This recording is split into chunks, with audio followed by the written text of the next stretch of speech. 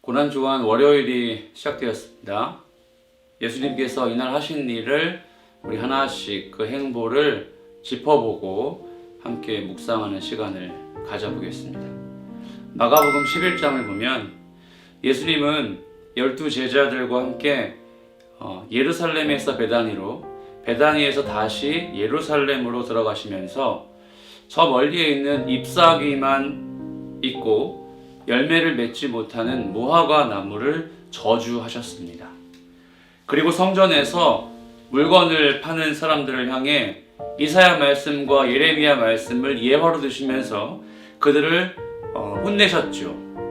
한편 마태복음 21장 말씀을 보면 14절부터 16절까지인데요. 여기서 예수님은 맹인들과 다리 저는 자들을 예루살렘 성전에서 고쳐주셨습니다. 많은 유대인들의 지도자들이 예수님을 고발하기 위해 혈안이 되어 있는 그때에도 정작 예수님은 육체에 연약함이 있는 자들을 고쳐주셨습니다. 이 점은 이제 곧 수일 후에 예수님이 겪으실 십자가 고난을 생각해 볼 때에 우리가 그냥 감동받고 그저 교훈 삼을 문제는 결코 아닐 것 같아요. 왜냐하면 인간의 모습으로 오셔서 육체의 아픔을 몸소 겪으실, 이제 며칠 후에 그걸 감내하실 그 분이 며칠 전 맹인들과 다리 저는 자들을 초청하셔서 그들을 치료하셨다? 우리가 이걸 그냥 듣고 보고 넘길 문제라고 생각한다면 예수 그리스도의 십자가의 은혜가 너무 저급한 것일 수 있기 때문입니다. 그런데 우리는 여기서 한 가지 정도 더 은혜 받고 교훈 삼을 만한 것들을 한번 좀 짚어보겠습니다. 당시의 성전에는요, 함께 예배하고 함께 하나님을 제사할 때에 그곳에 들어가지 못하는 부류의 사람들이 있었습니다. 그 사람들은 바로 이 마태복음 21장 14절에 등장하는 맹인들과 다리 저는 자들입니다. 그들이 성전에서 예수님을 찾아와서 예수님에게 맹인됨과 다리 저는 것을 고쳐달라고 하는 것은 그들이 바로 성전에서 주님을 예배할 수 없는 족속들이었기 때문입니다.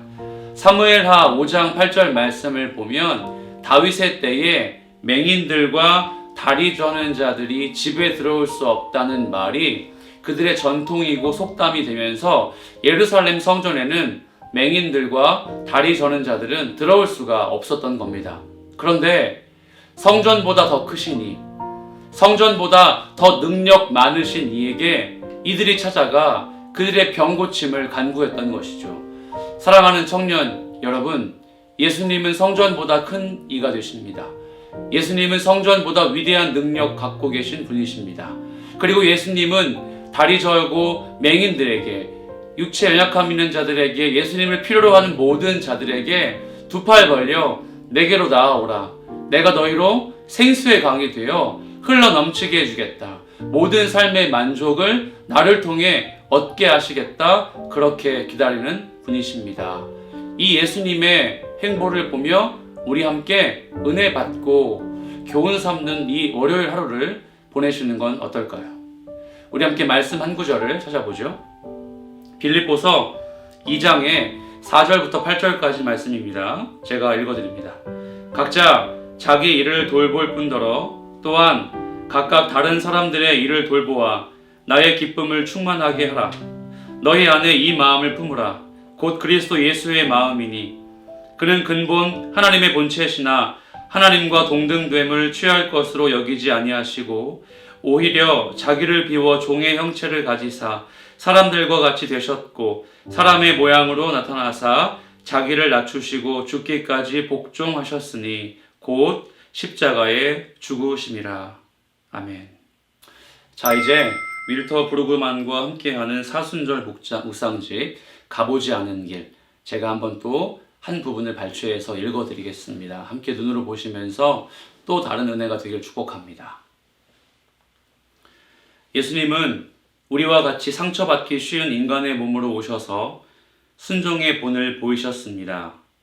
예수님은 순종하는 인간이 되셨고 자신을 향한 하나님의 뜻을 이루려는 그분의 의지로 인해 로마 제국의 뜻, 제국과 공모하는 유대인들의 뜻과 충돌하였습니다. 그분은 속죄에 관한 새로운 이론 때문에 십자가에 못 박히신 것이 아니라 로마 제국의 무분별하고 전복적인 힘이 세상에 풀려난 것을 용납할 수 없었기 때문에 십자가에 못 박히셨습니다.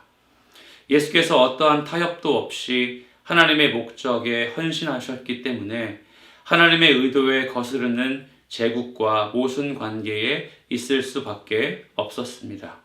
바울은 교회와 그 구성원들을 불러 일상의 삶 속에 예수님과 일치하는 자기 비움의 모습을 나타내도록 권면하십니다. 바울은 자아에 매여 자신이 선호하는 발상과 의도와 기득권으로 다른 사람들에게 상처 주는 우리의 행동 방식을 잘 알고 있었습니다. 그는 자신의 이익을 돌아보지 말라고 말합니다. 그래서 고난주간에 여러분에게 이렇게 당부하고자 합니다. 우리가 종려주일로부터 부활주일에 이르기까지 목요일 체포와 금요일 처형과 공허한 토요일의 오랜 기다림을 기다리며 주님의 여정을 걸어갈 때에 예수님의 자취를 따라 마음을 새롭게 하고 자신과 이웃과 세상에 대한 우리의 견해를 변화시키길 바랍니다. 그리스도의 새로운 마음은 기득권을 내려놓고 안정과 맹목적으로 쫓는 불안을 먼저 비워내는 일을 통해 품을 수 있습니다. 우리 마음이 변화될 때에 우리는 짐을 벗어버리고 두려움 없이 자유롭게 이웃과 더불어 살아가는 부활절의 자유를 경험하게 될 것입니다. 그래서 우리는 죽으시고 부활하신 겸비하시고 승리하신 예수님을 경배합니다.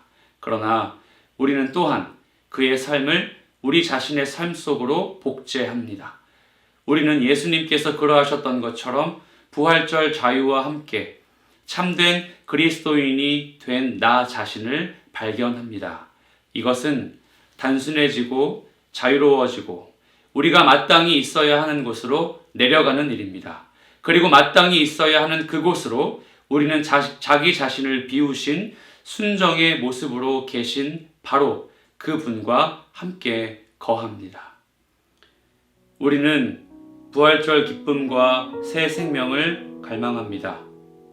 그러나 아직 우리는 우리가 있는 곳과 주께서 계신 곳 사이에 사로잡혀 있습니다.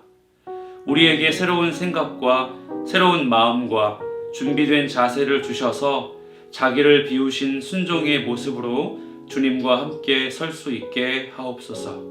예수 그리스도의 이름으로 기도합니다. 아멘.